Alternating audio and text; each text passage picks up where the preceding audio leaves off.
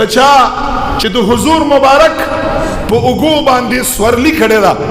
چا چې حضور مبارک په پتون مبارک باندې ناسته کړي دا،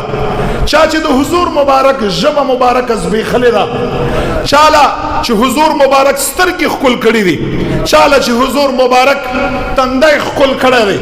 چاله چې حضور مبارک مخ خپل کړی دی،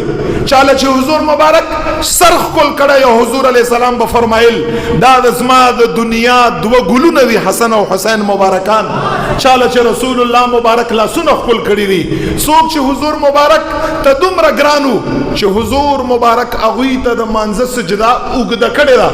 څوک چې حضور علیه السلام ته دومره ګرانو چې پیغمبر علیه السلام په منبر باندې دی او دا مبارکان واړه واړه را روان دي، حضور مبارک منبر پرېښوده،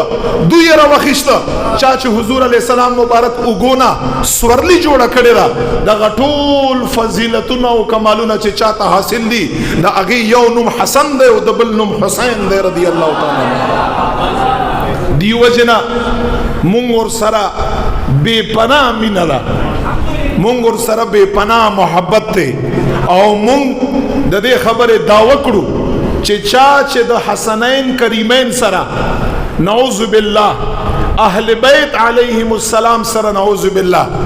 معمولی غوندې بغض نفرت سوال نشي پیدا کېدای چې اهل ایمانی